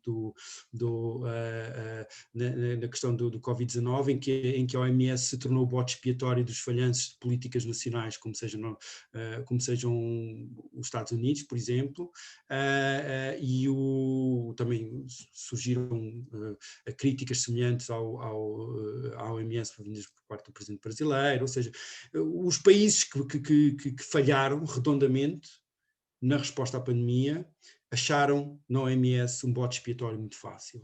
Mas isso é a OMS, eu não trabalho para a OMS, não tenho, apesar de ter colaborado algumas vezes, não trabalho para a OMS, mas a OMS provavelmente já está acostumada a estas coisas. Porque a OMS está nessa posição ambígua, por exemplo, por um lado, estar dependente dos Estados para o seu financiamento. Não é? A OMS não tem fundos próprios, a OMS recebe financiamento por parte dos Estados e por parte de doadores internacionais, como seja a Fundação Gates, Wellcome Trust e outros financiadores internacionais. E a OMS é exigida que tenha a resposta e a panaceia para todos os males do mundo, todos os males de saúde do mundo, ao mesmo tempo que vê a sua autonomia financeira ter sido altamente coartada nos últimos anos. Não só por conta das reduções de financiamento, mas também o aumento dos financiamentos da OMS que já estão pré-definidos pelos doadores. Ou seja, a OMS, a grande parte do dinheiro da OMS, a OMS não tem autonomia onde gastar esse dinheiro. Porque a OMS recebe esse dinheiro, já com a indicação que esse dinheiro é destinado a XY. Ou seja, as prioridades são definidas pelos Estados, são definidas pelos principais doadores. E um dos principais doadores da OMS tem sido os Estados Unidos. Os Estados Unidos têm definido nos últimos anos onde é que a OMS gasta o seu dinheiro. Os Estados Unidos têm sido um dos principais influenciadores da direção das políticas da OMS. E depois, quando as coisas correm mal no lado dos Estados Unidos dizem que afinal já não querem, ou que a culpa é da OMS, e afinal já não querem participar da OMS. Enfim, a OMS é um ator importante e a sua questão foi onde é que nós devemos, não é? Portugal ou a União Europeia, onde é que devemos colocar as nossas fichas. A OMS continua a ser a nossa última esperança, a nossa principal esperança, se nós entendemos a segurança como um bem, entendemos a saúde e a segurança como bens coletivos, públicos. Não é? Porque a OMS é um órgão técnico. É um órgão que dá aconselhamento técnico, que ajuda na definição e na implementação de determinadas políticas. Existe alguma dimensão política da OMS que está relacionada com o facto da OMS ser influenciada e ser definida e ser, de certa forma, determinada pelas agendas dos Estados-membros. Mas, ao mesmo tempo, a ideia da saúde enquanto bem público comum à escala global, mais nenhum ator internacional tem. A OMS não é, neste momento, o principal ator de saúde global, se nós olharmos para a questão de financiamento. A Fundação Gates tem um orçamento maior do que a OMS. Agora, a Fundação Gates, quem controla, quem determina as prioridades da Fundação Gates? Qual é a responsabilização democrática de uma fundação privada ou de uma organização da sociedade, da organização do terceiro setor? Ela responde para os seus membros. Teoricamente, a OMS ou mantém ainda uma legitimidade democrática que lhe advém do facto de ser composta por Estados-membros, a maior parte dos quais foram eleitos democraticamente. Existe aqui uma legitimidade democrática da OMS. E, ao mesmo tempo, a OMS defende a saúde enquanto bem comum global. Ou seja, é uma das nossas principais esperanças, e eu acho, a nossa principal esperança, se nós queremos continuar a ver a saúde como bem comum, que só pode ser atingido, como bem coletivo, que só pode ser atingido através da cooperação internacional. Por isso eu vejo com muita preocupação o recuo do multilateralismo. Vejo, obviamente, com preocupação, embora não esteja muito surpreendido com as atitudes de alguns países relativamente à OMS, porque, de facto, vem minar uma das principais conquistas do pós-guerra, do pós-segunda guerra, que é exatamente a ideia de que a saúde é um bem de todos, que é um bem que deve ser alcançado através da colaboração entre todos. Respondendo ao Dr. Figueiredo Lopes, O papel dos mídias e das comunicações absolutamente essencial, não é? E, aliás, uma das coisas mais importantes, que não só toca na questão da saúde, mas em noutras questões, é exatamente a difusão de informação, a difusão muitas vezes de desinformação. E muitas vezes a difusão, sejamos claros, da mentira que tem um objetivo e tem um propósito político, não é?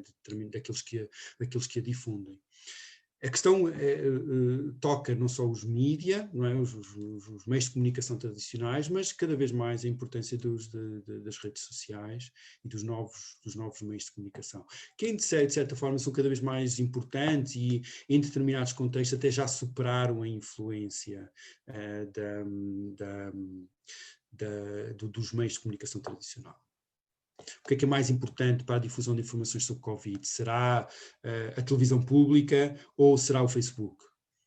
Ou o WhatsApp? Provavelmente é o Facebook e o WhatsApp. Provavelmente estes são mais importantes na difusão de informação e na difusão da desinformação e da mentira. Portanto, uma das questões que eu acho essenciais numa resposta pandémica, e aí também, eventualmente, as Forças de Segurança e Defesa e a política de segurança e defesa pode ter um papel importante, é na questão da gestão da informação. Não digo isto na questão do controle da informação, da supressão da informação ou da censura, mas na gestão, ou seja, no combate ativo, proativo e não apenas reativo à questão da difusão de notícias falsas. E naquilo que foi essencialmente, e que foi essencial nas respostas bem-sucedidas a esta pandemia de Covid-19, que já foi observado em vários países, o que é que funcionou em vários países. E Portugal aqui é um caso de sucesso até. Haver uma comunicação unívoca ao nível do governo. E que nós em Portugal damos isso como certo e provavelmente não damos muita importância a isso, porque de facto noutros países isso não se verificou. Em Portugal, a política de comunicação do governo, por um lado, foi unívoca. Nós não tínhamos um ministro a dizer isto e outro ministro a dizer aquilo. Nós não tínhamos um presidente da República a contrariar as autoridades de saúde, como aconteceu no Brasil, ou como aconteceu nos Estados Unidos. Nós tínhamos, por outro lado, uma voz unívoca. Nós tínhamos mensagens claras, mais ou menos claras, mas mensagens, sendo transmitidas de forma regular, pelas mesmas pessoas, que se tornaram familiares, não é? Hoje em dia toda a gente sabe quem é Graça Freitas, toda a gente sabe quem é a Ministra da Saúde, não é? Estas pessoas estavam lá desde o início e têm estado lá ao longo do tempo, com mensagens transmitidas regulares. E isto é muito importante. Se nós queremos convencer as pessoas a ficarem em casa, se nós queremos convencer as pessoas a usarem máscara e a utilizarem álcool gel e tudo isso, ter este tipo de controlo sobre a informação, sobre a difusão da informação acerca de saúde, é absolutamente essencial. E os casos de sucesso na instituição de lockdown ou no uso de máscara, exatamente passaram por isso. Um governo que foi capaz de falar a uma só voz. E um sistema político que foi capaz de falar uma só voz. Os partidos da oposição em Portugal, pelo menos no período inicial da pandemia, também se portaram, eu acho que de uma forma exemplar, porque reforçaram e não criaram, não aproveitaram, como poderiam muito facilmente ter aproveitado, uma situação de crise para ganhos de curto prazo. E não o fizeram. E isso é admirável. É admirável porque não se verificou noutros países. Porque noutros países a pandemia tornou-se mais uma questão de trica política. Não é? Em Portugal isso não ocorreu, pelo menos não ocorreu nesta primeira fase. Vamos ver o que é que vai acontecer agora nas próximas semanas. Não é? As pessoas estão a ficar cansadas e tudo isso. Mas até agora não foi instrumentalizado, a nível da comunicação, não foi instrumentalizado para fins de ganho político. Eu acho que isso é absolutamente essencial, a questão da informação, da gestão da informação e de um combate proativo à desinformação, que passa em grandes aspectos, e tem que passar em grandes aspectos, pela supressão de notícias falsas. E aqui as redes sociais têm um papel importante. E é importante ver que, por exemplo, o Facebook já começa lentamente a assumir as suas responsabilidades na difusão de notícias falsas. Não só relativamente à Covid-19, mas também relativamente às eleições, por exemplo, nos Estados Unidos. Existiu um problema no Brasil com a utilização do WhatsApp para o disparo de mensagens para milhares de utilizadores de notícias falsas, e o WhatsApp começa também a agir de forma mais proativa relativamente a isso. Porquê é que isso é importante? Porque relaciona-se com a sua segunda pergunta, que é a questão da desestabilização dos poderes políticos e a forma como o desenvolvimento tecnológico e o desenvolvimento da comunicação e da difusão da informação na contemporaneidade está de facto a contribuir para a destabilização política. Eu concordo consigo. Está a contribuir para uma maior polarização, por exemplo. Uma maior polarização política. Nós sabemos, por exemplo, que os algoritmos das redes sociais estão programados para favorecer mensagens polarizadoras. Isto já foi estudado. O Facebook privilegia mensagens extremistas. O algoritmo está desenhado porque são essas mensagens que irão provocar maiores interações. Com maiores interações vêm maiores receitas publicitárias. Por isso o algoritmo do Facebook, como de outras redes sociais, está programado para facilitar a polarização política, a fragmentação política. E isto tem efeitos nocivos nas democracias, tem efeitos nocivos nas sociedades que são profundos. Por isso é preciso, eu acho, uma maior responsabilização de todos estes atores, que são cada vez mais importantes. Porque, de facto, esta polarização, esta fragmentação, mesmo olhando apenas para a questão da saúde, já não estou a olhar para a questão de democracias e do aumento dos extremismos políticos, do aumento da violência relacionada com a vitimização de determinados grupos minoritários, aumento dos racismos, de xenofobia e tudo isso. Poderíamos falar sobre isso. Mas, por exemplo, na questão da saúde, a difusão de notícias acerca, por exemplo, das vacinas é extremamente problemática. E nós não sabemos ainda, neste momento, não se sabe, em primeiro lugar, quão eficazes é que serão as novas vacinas. E, em segundo lugar, se nós vamos conseguir atingir o nível de vacinação, o nível de percentagem de vacinação que seria necessário para nós atingirmos uma imunidade de grupo. A vacina, obviamente, como nós sabemos, só funciona se existir um percentual mínimo de pessoas que estão vacinadas, não é? Só assim é que as vacinas funcionam. Agora, em determinadas regiões, não digo em Portugal, porque a hesitação às vacinas em Portugal ainda não é tão preocupante, embora seja já preocupante, mas não é preocupante ao ponto de colocar em causa a viabilidade de uma vacina. Mas em determinadas regiões, por exemplo, nos Estados Unidos, já é. A percentagem de pessoas que recusam vacina ou que dizem que não se querem vacinar, já nos levanta questões acerca de, mesmo que nós introduzamos uma vacina, o facto de haver tão pouca gente a querer vacinar-se, ou não gente o suficiente a querer vacinar-se, faz com que a vacina não seja viável, não seja eficaz. E isto está relacionado com a desinformação, em muitos aspectos. Isto está relacionado com o facto de não haver ainda um controlo e uma proatividade na resposta à desinformação. E na resposta à questão das notícias falsas. Por isso é absolutamente essencial, não só na resposta a crises sanitárias, mas também na resposta a uma crise mais geral que nós atravessamos nas nossas democracias e que começamos, eu acho, a observar também em Portugal, que a questão da informação, a difusão de informação falsa ou enganadora, vai ser absolutamente central.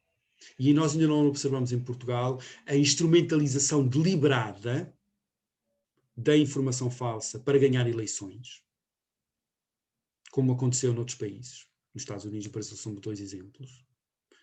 Mas, eventualmente, poderemos começar a observar isso também. É preciso estar atento. Sem dúvida. Obrigada, João. Então, vamos para uma segunda ronda, também agradecendo a generosidade do João para responder. Eu, antes de passar a palavra ao Bruno Martins, que já colocou agora a mão digital, eu julgo que o Marco Pinto ainda vinha da ronda anterior. Marco Pinto. Ora, bom dia a todos. Dou os parabéns pela excelente reflexão, que foi muito abrangente.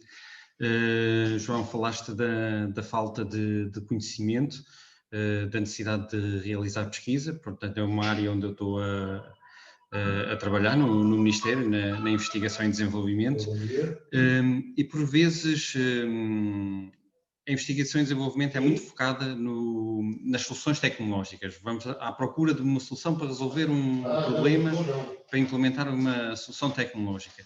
Aqui a pergunta é se fará sentido pensar noutro tipo de soluções e que outro tipo de soluções poderiam ser pensadas. E, por outro lado, também da questão dos ciclos políticos, como é que se poderia acelerar a incorporação destes conceitos nas políticas nacionais? Por vezes o ciclo político é curto e isto não é uma preocupação da agenda. Portanto, como é que se poderia acelerar a incorporação e o desenvolvimento das políticas nacionais? Obrigado. Obrigada, Marco Pinto. Bruno Oliveira Martins. Ok, no meu caso é já boa tarde, não é bem bom dia. Gostava de agradecer bastante a apresentação do João, foi ótima, porque partiu da questão da segurança sanitária para falar de questões mais estruturais da nossa sociedade, que acho que são precisamente algo que está em causa nesta questão. E se calhar pedi ao João para se ele podia desenvolver um bocadinho mais a forma através da qual ele analisa as diferentes respostas à questão pandémica atual, de forma mais ou menos comparativa, porque nós quando falamos na questão da securitização da saúde e de determinadas doenças, que no fundo é um pouco aquilo que está em causa, fala-se quando se securitiza uma determinada questão, tira-se essa questão do âmbito da política normal e leva-se essa questão para o âmbito da exceção e da emergência, e é precisamente isso que tem acontecido naturalmente. E há uma certa tendência em olhar para precisamente o tratamento desta emergência como algo que varia bastante ao longo de um eixo entre democracia e autoritarismo, chamemos assim, não é? Que a tendência para o surgimento de problemas no âmbito de estados de emergência aumenta à medida que os valores democráticos são mais reduzidos. Mas aquilo que o João falou aqui mostra que há um outro eixo que existe aqui, que se situa, que tem entre os polos opostos, um sistema económico neo-ultraliberal e, de certa forma, no eixo oposto, um sistema mais ou social-democrata ou até mais socialista propriamente dito, em que as respostas também variam, ou seja, existem dois eixos aqui pelo menos que fazem com que as respostas sejam muito diferentes de caso para caso. Vemos a polémica que existe neste momento no Reino Unido acerca do falhanço enorme das várias iniciativas para tentar desenvolver não apenas uma aplicação para contact tracing, mas mesmo uma utilização de recursos para fazer este contact tracing de forma analógica com pessoas, em que houve claramente uma tendência para utilizar o setor privado em vez de utilizar o Sistema Nacional de Saúde, por exemplo, e vemos que aqui há claramente uma questão ideológica que também existe. E acho que algumas destas questões estavam claramente subentendidas na apresentação do João e gostava de ouvir falar um pouco mais acerca disso. Muito obrigado. Obrigada, Bruno. Já agora dizer que o Bruno Oliveira Martins será o convidado do nosso terceiro webinar, que terá lugar no dia 17 de novembro, às 11 horas, 17 de novembro, atempadamente irão receber essa informação, mas fica já aqui o piscar de olho para uma comunicação que terá como título ou como leitmotiv a tecnologia, a segurança e a sociedade. Para terminarmos esta ronda de perguntas e, na verdade, as questões que são colocadas ao João, pergunto se há uma terceira e última pergunta, Sr. General Agostinho Costa. Então, a honra de encerramento será a sua, Sr. General.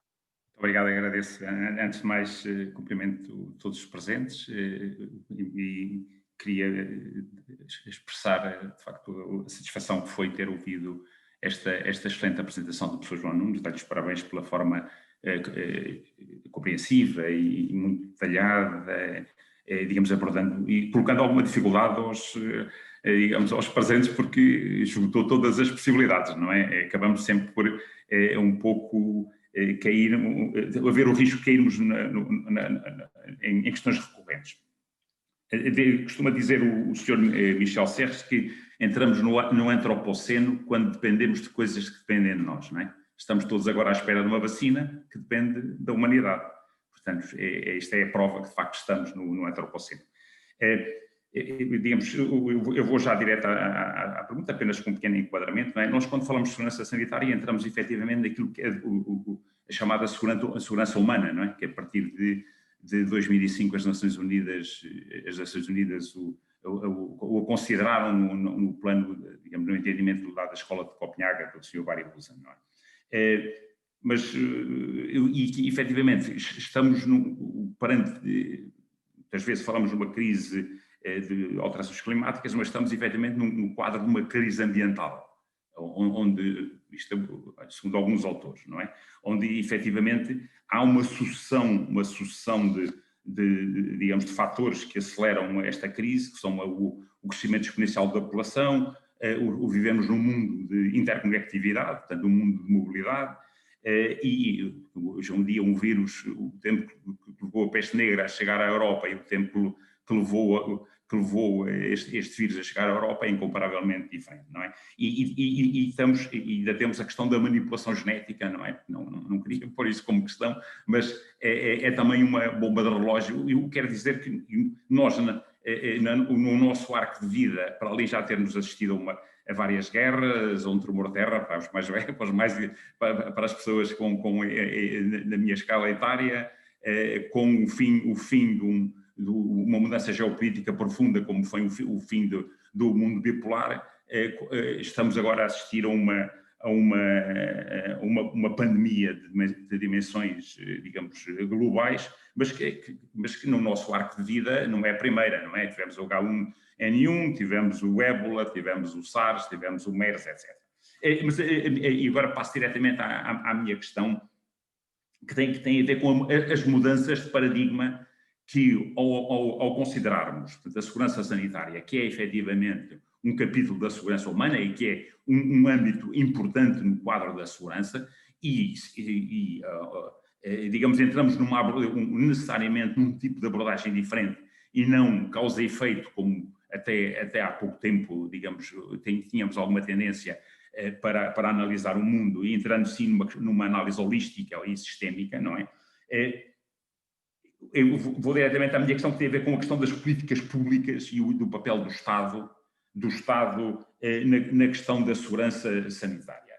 Porque, digamos, nós também temos assistido ao longo dos tempos a uma tendência para a externalização daquilo que não é o core do Estado. Aquela ideia, digamos, que imperou durante os últimos 20 anos, digamos, que o Estado se deve concentrar naquilo que é importante, que é as relações externas, que é a defesa e a segurança interna, não é? E externalizar tudo aquilo que é subsidiário, tudo aquilo que não é essencial. Até que ponto é que esta pandemia, que tem vindo a acelerar a história, não é? As crises são sempre um fator de aceleração, e vivemos num período de crises múltiplas, não é? Porque estamos em crises que são, digamos, simultâneas, não estamos neste momento Temos também uma crise económica e financeira em curso, ainda não curamos a 2008, não é? E digamos, há uma sobreposição de crises. A minha pergunta é, até que ponto é que as políticas públicas não têm que ser revistas? Qual é o papel do Estado, uma vez que, sendo a questão de saúde uma questão securitária, passa a ser uma questão de core do Estado. E para terminar, digamos, um desafio à professora Ana Isabel Xavier, uma vez que vamos, digamos, como comunidade, debruçarmos na questão da estratégia, da questão da estratégia de segurança nacional, até que ponto é que temos que deixar de falar de um conceito estratégico de segurança nacional, que é uma estratégia geral das Forças Armadas, e passarmos a falar numa estratégia de segurança nacional que abarca todos os pilares da segurança nacional, nos quais a segurança humana e, naturalmente, a segurança sanitária se inserem. E era apenas esta questão. Estas duas questões. Obrigado. Muito obrigada, Sr. General, também por este desafio de voltarmos a pensar, como em 2012 o fizemos de alguma forma para o conceito de 2013, de pensar numa verdadeira estratégia nacional que no fundo englobe todas estas matérias de forma complementar. E com certeza que quem estiver à frente do Comitê de Redação do Conceito Estratégico de Defesa Nacional terá tudo isso em conta, mas o contributo exatamente deste grupo de reflexão e de outras iniciativas que surgirão acho que são muito importantes também para apoiar o papel que o próprio Instituto da Defesa Nacional depois terá nessa matéria. João, então para a nossa reta final, deixo-te com este conjunto de 3 contributos que também me parece que fecham muito bem com a chave de ouro esta tua apresentação. Sem dúvida, obrigado a todos. Começar pelo Marco Pinto. Marco, obrigado. 2 perguntas que fizeste relativamente às respostas que devem ser dadas a estes desafios e, como bem observaste, a questão das respostas tecnológicas, respostas, eu diria também, não só tecnológicas, mas também farmacológicas, não é? Que também está relacionado, não é, com a tecnologia, têm sido muitas vezes privilegiadas para responder aos desafios relacionados com a saúde. E, obviamente, essas respostas são essenciais. Precisamos de melhores tecnologias, precisamos de tecnologias mais justas, mais acessíveis, precisamos de tecnologias cuja distribuição seja mais igualitária. Precisamos também de respostas farmacológicas melhores, mais eficazes. Hoje em dia, muito do destino desta situação de pandemia se joga na questão da vacina, não é? É uma resposta tecnológica, farmacológica.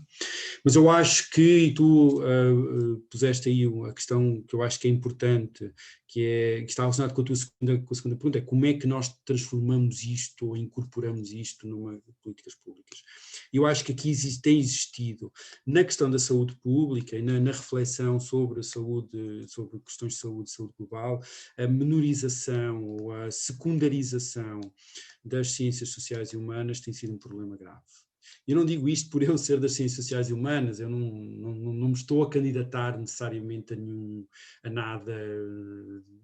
nenhuma assessoria ou consultoria em termos de saúde pública. O que eu estou a dizer é que é uma grande falha no nosso conhecimento. Porquê? Nós não sabemos, por exemplo, ou não sabemos o suficiente acerca dos impactos sociais, económicos e políticos das tecnologias. Provavelmente o Bruno vai falar um pouco sobre isso na apresentação dele.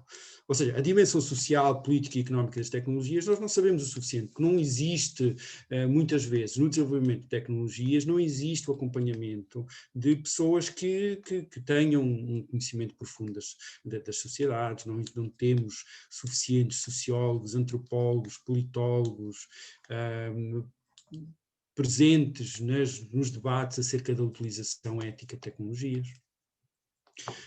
Não temos um conhecimento da governança suficiente, da governança da saúde.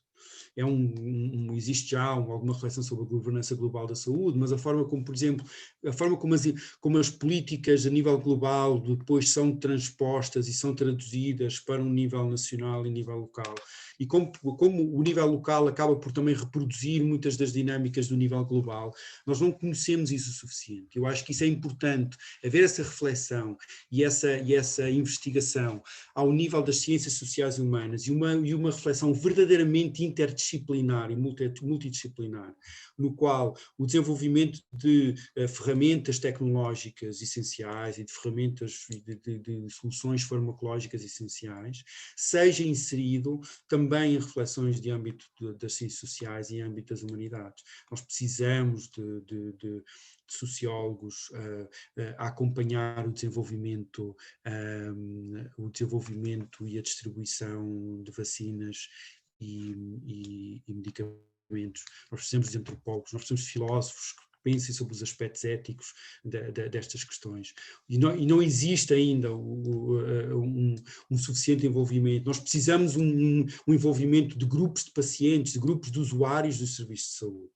E não existe também o suficiente ainda. Aliás, isso foi uma das grandes lutas, por exemplo, nos anos 80, relativamente ao desenvolvimento de antirretrovirais, não é? para o HIV-Sida, foi que o desenvolvimento destes medicamentos não estava a ter em conta as necessidades e as experiências das pessoas que estavam a viver com o HIV-Sida nessa altura.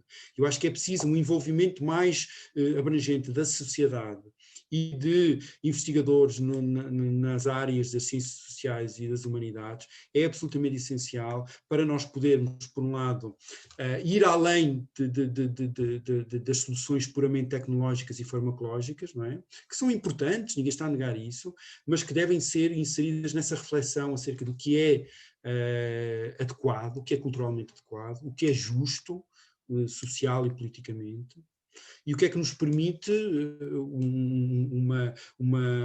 responder às vulnerabilidades e às desigualdades existentes nas sociedades. Respondendo ao Bruno Oliveira Martins, então, o Bruno, os parabéns, o Bruno para mim, trouxe o que é para mim o elefante da sala. O elefante da sala para mim não era o Covid-19, porque o elefante da Covid-19 é o modelo económico no qual o Covid-19 se desenrolou, não é? Esse é o verdadeiro elefante, não é? Hoje em dia toda a gente fala de Covid-19, já não é elefante para ninguém. O elefante da sala é o modelo económico que permitiu e que está a possibilitar que, de facto, em determinados contextos, a situação se torne perfeitamente descontrolada, não é? De certa forma, a Covid-19 a Covid-19 não é, por um lado, uma crise resultante, ou seja, não é uma crise biológica, de um agente biológico, como nós sabemos, não é um ato de Deus, não é nada disso, é uma crise política. Acima de tudo, Covid-19 é uma crise política, não é uma crise de saúde, obviamente é uma crise de saúde também, mas não é apenas uma crise de saúde, é uma crise política, é uma crise do modelo político e é uma crise do modelo económico. As sociedades que melhor conseguiram responder são sociedades que tinham determinadas capacidades, determinadas infraestruturas, que elas mesmas estão sob ameaça. Falaste da questão do modelo económico relacionado com o neoliberalismo, com a questão, por exemplo, da crescente tendências e pressões para uma privatização de serviços públicos, para o esvaziamento do papel do Estado enquanto provedor de bens públicos essenciais, como sejam a saúde, como seja a segurança, não é? Como muitas das vezes, e isto também o Sr. General Agostinho Costa falou sobre isto, não é? Que a externalização de muitas das funções do Estado. E isto é um problema grave, não é? Isto é um problema grave porque, de facto, tornou as sociedades mais vulneráveis e tornou determinadas sociedades mais vulneráveis face a determinados problemas como sejam os episódios pandémicos. Vamos lá ver, até um certo ponto esta pandemia existe porque de facto existe uma doença grave que com um elevado grau de contágio, com níveis de letalidade que são apreciáveis e significativos, mas ao mesmo tempo a questão da resiliência dos serviços de saúde públicos, a capacidade das sociedades de, por exemplo, permitirem um abastecimento de bens essenciais, de abastecimento de materiais essenciais, abastecimento de medicamentos e vacinas, não é? Abastecimento de equipamentos de proteção para trabalhadores, não é? Tudo isso revela fragilidades do Estado. E as fragilidades do Estado não aconteceram por acaso. Isto foi porque o Estado foi fragilizado. E se o Estado foi fragilizado nos últimos anos, essa fragilização do Estado levou a uma vulnerabilização das nossas sociedades, em diferentes graus, face a episódios pandémicos como este, e face a outros problemas como este. Ou seja, esta vulnerabilização tem nome, tem causa, tem uma agenda política que lhe subjaz. E é um problema grave, que é um problema que agora muitas pessoas que antes diziam para que é que nós precisamos de um Serviço Nacional de Saúde, se cada um de nós puder ter um cheque de doença que vai gastar onde muito bem lhe apetecer, não é? Hoje em dia, muitas destas pessoas estão agora a ver que de facto nós precisamos de um Serviço Nacional de Saúde. Não apenas para receber, para acolher os que estão doentes, mas para permitir questões tão simples como seja a segurança de medicamentos, a vigilância sanitária, o track and trace, que não é, como tu falaste, a segurança dos abastecimentos de vacinas. Tudo isto depende de serviços públicos. Não são os atores privados que vão fazer vigilância sanitária, não são os atores privados que vão fazer, que vão lidar com os casos mais bicudos de problemas de saúde, não é? Por isso nós precisamos, de facto, uma das lições que devemos retirar de tudo isto é a necessidade urgente de parar, de pôr um travão na depauperação e na degradação dos serviços públicos essenciais. E isto relaciona com a pergunta do Sr. General, que está relacionado exatamente ao papel do Estado, não é? Qual é o papel do Estado neste contexto? Existe todo um debate acerca de precisamos de mais Estado ou de menos Estado. Eu acho que nem mais Estado nem menos Estado, nós precisamos de melhor Estado. Nós precisamos de um Estado que seja capaz de responder de uma forma flexível a estes desafios. E isso significa, obviamente, que há determinados serviços essenciais que devem ser defendidos com unhas e dentes. O Serviço Nacional de Saúde é um desses exemplos. Tem que ser defendido de unhas e dentes como se da nossa sobrevivência se tratasse. Porque é da nossa sobrevivência que se trata. Uma sociedade que não tem um serviço de saúde robusto, com várias funções, não só o acolhimento aos que estão doentes, mas a capacidade de fazer o track and trace de casos, a capacidade de fazer uma monitorização, uma avaliação da segurança de medicamentos e de vacinas, que seja capaz de garantir o abastecimento de bens, de materiais essenciais e de produtos essenciais, inclusive àqueles que mais precisam deles e inclusive aos mais vulneráveis e aos mais distantes. Isso tudo necessita de um aparelho público que funcione, que seja ágil e que seja forte o suficiente. E que é importante, não é só ser forte em termos de receber muito dinheiro, é ser forte em termos do consenso social relativamente a ele. Isso foi também essencial, está a ser essencial hoje em dia. E relaciona com a questão da comunicação que eu dizia na minha resposta ao Dr. Figueiredo Lopes, que é exatamente essa questão de nós precisamos de acreditar nos nossos serviços de saúde. A questão da confiança é absolutamente essencial numa resposta pandémica. Se nós não acreditarmos na pessoa que está ali a dizer-nos para usar máscara, então não funciona, a política pública não funciona. Nós precisamos de acreditar nos responsáveis políticos, nós precisamos de acreditar nas autoridades sanitárias. Por isso é que os efeitos, por exemplo, do Trump, que ainda agora há uns dias disse que um dos responsáveis pela saúde, o Anthony Fauci, disse que ele era um desastre e o tem atacado frequentemente ao longo dos tempos. A forma como, por exemplo, o governo Bolsonaro constantemente minou os seus ministros da saúde ao longo da pandemia. O Brasil teve 3 ministros da saúde, 2 ministros da saúde a sair durante uma pandemia. Está no seu 3º ministro da saúde. Isto tudo, o que é que significa? O enfraquecimento das instituições, o enfraquecimento da confiança das pessoas. Porque as instituições que deveriam ser vistas como instituições imparciais, como seja, por exemplo, a questão das autoridades de saúde, que devem ser vistas como imparciais, foram politizadas por muitos decisores políticos ao longo do mundo. E isso, eu acho, contribuiu para o fracasso. porque as pessoas deixam de confiar nas instituições, as pessoas deixam de confiar nas autoridades de saúde. Por isso o papel do Estado é esse, nós precisamos de um Estado que seja flexível, que seja robusto, que tenha os recursos suficientes, e um Estado que seja e os instrumentos estatais, como sejam as autoridades de saúde e o Serviço Nacional de Saúde, precisam de ser rodeados de um consenso generalizado e precisam de ser protegidos, não só através de financiamento, mas protegidos na sua legitimidade. Eu acho que isso é cada vez mais importante. Uma das principais formas através da qual a degradação e a erosão dos serviços públicos ocorre é a erosão da sua legitimidade. É dizer, o público não funciona, o público é ineficiente, o público não tem qualidade, o privado é que é bom.